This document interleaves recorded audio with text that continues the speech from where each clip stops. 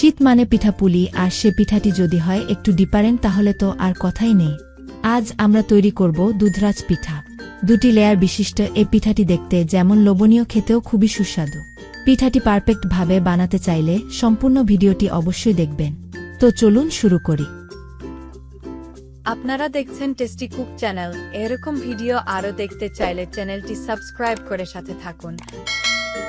প্রথমে একটি মিক্সিং বলে 2 কাপ চালের গুঁড়ো নিয়ে নিব। এতে এড করে দিব 3 টেবিল চামচ চিনি। স্বাদের ব্যালেন্সের জন্য দিয়ে দিব হাফ টিস্পুন লবণ। যারা মিষ্টি খাবারে লবণ পছন্দ করেন না তারা এটি স্কিপ করতে পারেন, তবে আমার মনে হয় এতে মিষ্টি খাবারের স্বাদ বেড়ে যায়।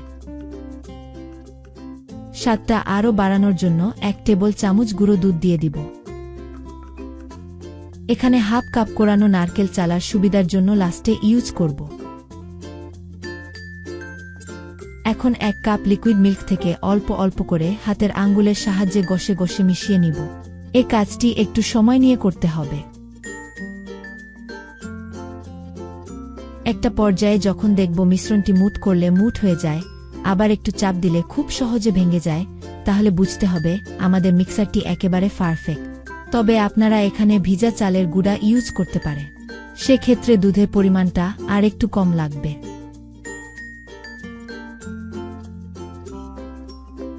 এখন আমরা মিক্সারটি চেলে নিব।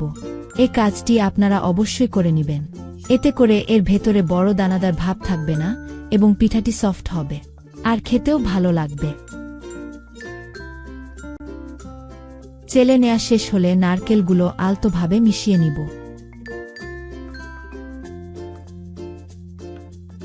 এখন যে বাটিতে পিঠাগুলো ভাপ দিব তাতে সামান্য ঘি অথবা অয়েল মাখিয়ে পিঠার মিক্সারটি চামচ বা হাতের সাহায্যে আলতোভাবে চেপে চেপে বাটির অর্ধেক পরিমাণ নিব।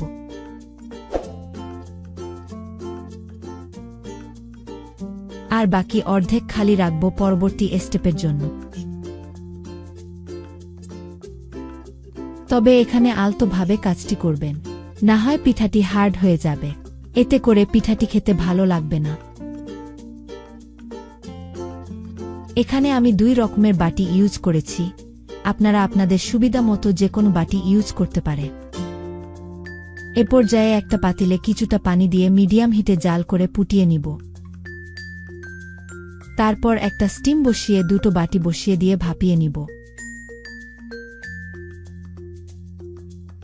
পিঠাটি হতে 10 থেকে 12 মিনিট সময় লাগে।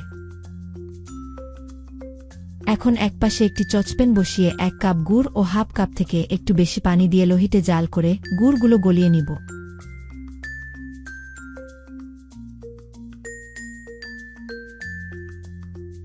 বারো মিনিট পর আমি পিঠাটি নামিয়ে নিব। এ পর্যায়ে পিঠার কালার ও কিছুটা চেঞ্জ হয়ে যাবে।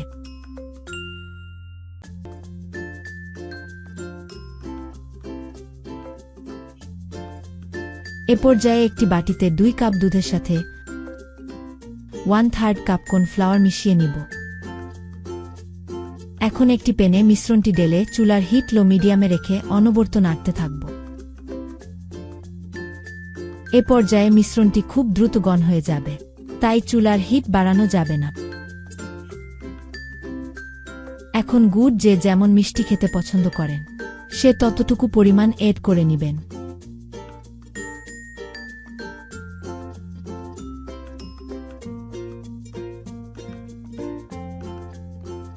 যখন মিশ্রণটিতে বড় বড় বুদবুদ করবে তখন মিশ্রণটি চুলা থেকে নামিয়ে ফেলব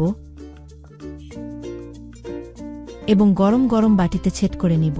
এ কাজটি মিশ্রণটি গরম থাকা অবস্থায় সাথে সাথে করতে হবে, না হয় মিশ্রণটি জমাট বেঁধে যাবে, এতে করে বাটিতে ভালোভাবে ছেট হবে না।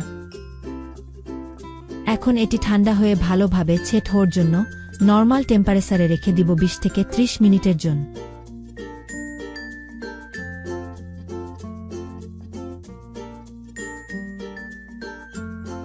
ঠিক এভাবে বাটির চারপাশে হাত দিয়ে চাড়িয়ে নিব, আর বাটিকে একটু ঝাঁকিয়ে নিলে পিঠাটি বের হয়ে আসবে।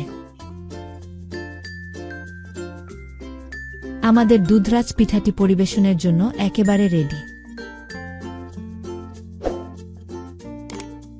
এটি দেখতে যেমন লোভনীয়, খেতেও অসাধারণ। খাওয়ার পর মনে হল নারকেলটা আর একটু বাড়িয়ে দিলে এর টেস্ট আরও ভালো লাগত।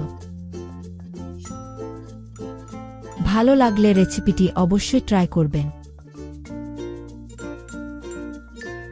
ভিডিওটি ভালো লাগলে লাইক এবং আমাদের চ্যানেলটি সাবস্ক্রাইব করে পাশে থাকবেন।